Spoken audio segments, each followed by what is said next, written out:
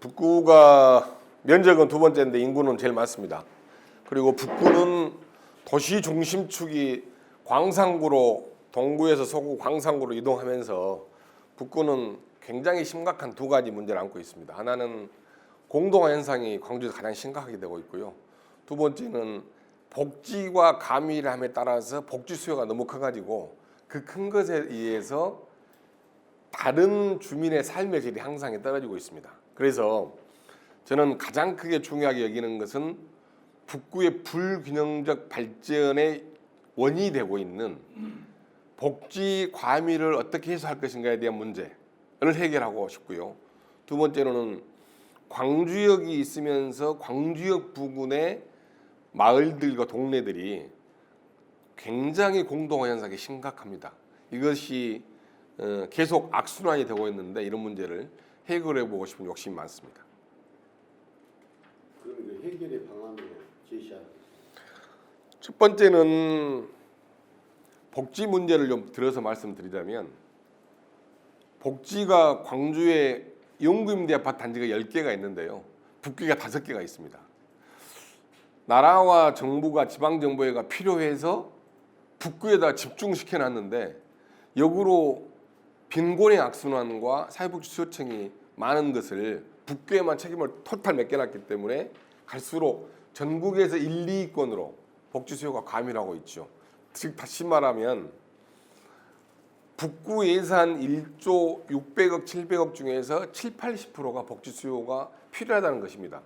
다른 시군이나 도는 다른 자치구는 50%가 되는데 나머지 20, 30%가 더 들어가니까 다른 사람의 삶의 질이 떨어지는 것이죠. 이것을 해결하기 위해서는 특별한 대책이 좀 필요합니다. 거기에 있는 계신 분들의 비율을 100%에서 최소한 50대 50이 되게 만들어져야죠. 연구임대 아파트 단지에 10개 단지에 5개 단지가 거기에 있는데 14,000분이 사십니다.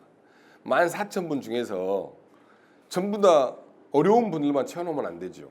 사회통합적으로도 그렇고 사회통합을 지향하는 국가의 방침에도 맞지 않고 그리고 거기는 못 살고 어려운 사람들만 사는 곳 이렇게 낙인화시켜도 문제가 있는 것이죠. 그래서 그 비율을 낮춰줘야 됩니다.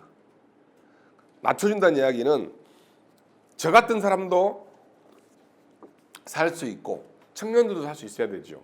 그래서 그 공간에는 막연히 청년들에게 그 공간을 주겠다고 하면 들어가겠습니까?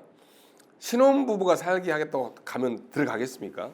그런 공간에 청년들이 한 통을 비워서 마음대로 뛰어놀고 거기서 먹고 자고 문화도 하고 일자리도 하고 할 수 있는 공간도 만들어주고 평수를 9평대에서 10평대인데 이 평수를 좀 더 터주기도 하고 이런 방법을 짜줘야 되죠.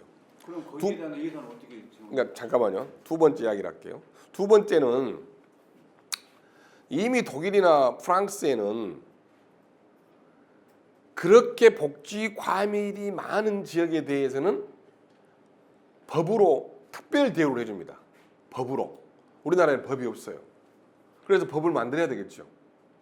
세 번째는 이제 광주 전남 통합이 되기 때문에 많은 예산이 지금보다는 많이 늘어날 겁니다.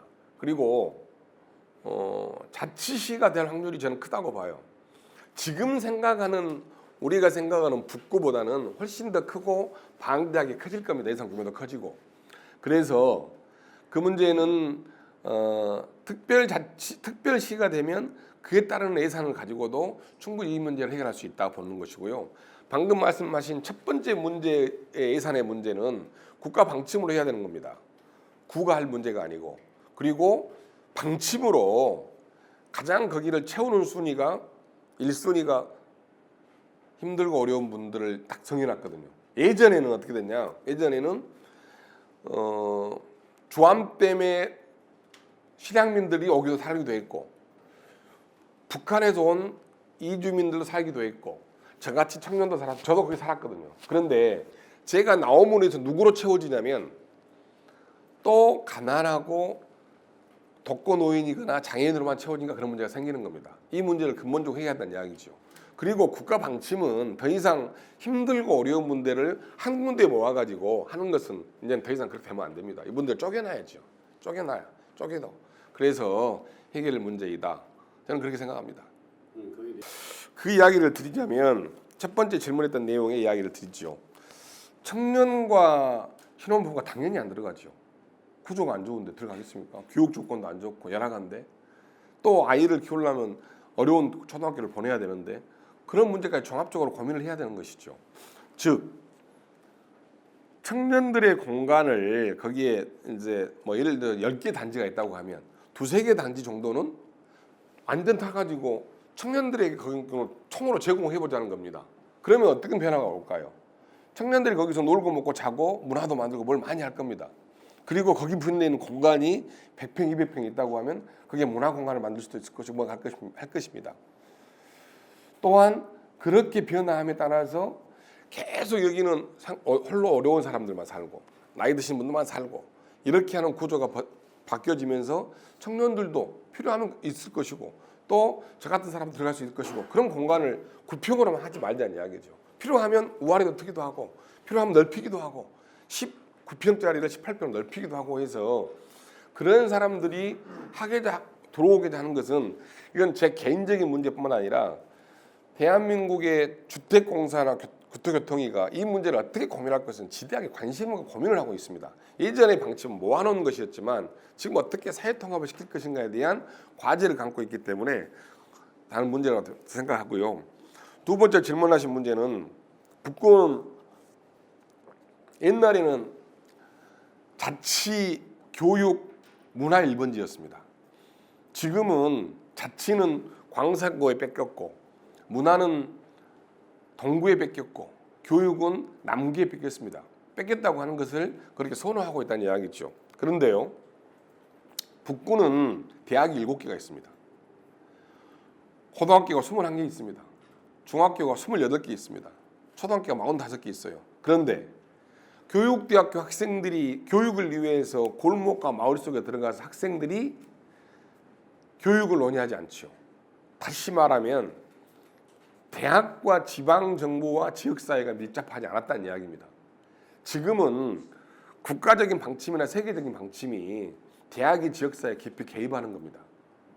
전남대도 마찬가지고 모든 대학이 그렇게 해야지만 살아납니다. 그게 바로 글로컬 대학으로 가는 겁니다. 그래서 지금은 추세가 모든 대학이 지역사회에 가서 어떻게 지역사회와 연결할 것인가에 대한 고민을 깊이 가지고 있습니다. 그래서 저는 북구가 가지고 있는 7개의 대학이 지역사회가 깊이 결합할 수 있는 문제가 있고 제가 최근에 동광대학교와 전남대학교의 총장들을 뵀어요. 그분들이 하는 말씀이 그거였습니다. 동광대학교에는 말바오 시장의 평생교육원을 만들겠다. 그래서 말바오 시장의 상권을 활성화하기 위해서 우리 대학의 SNS과의 과가 동원되어서 동원시켜서 하겠다. 그런 이야기를 했어요. 전남대학교 총장은 저한테 뭐라 했냐면 담을 빨리 해봅시다. 전남대학교 많은 역할을 하겠습니다. 그래서 그 청년들이 대학이 적극적으로 지역사회에서 일할 수 있게 하고 그 대학이 마을 교육 공동체를 만드는데 어떤 역할을 할 것인가에 대한 적극적인 고민들을 내놓는다고 봅니다. 그리고 저는 구청장이 된다면 교육협력관을 따로 둘 겁니다. 따로 두어서 대학과 고등학교와 이런 작은 초중고학교 학교까지도 깊이 고민할 수 있는 방법을 찾을 거고 더 이상 교육은 교육 책임만 맡기는 문제가 아니라 교육도 지방정부가 깊이 관심을 가지고 해결할 수 있는 방법 물론 교육 과정과 학교의 자율권을 침해한다는 이야기는 아닙니다. 다른 방법에서 도움을 줬겠다는 이야기고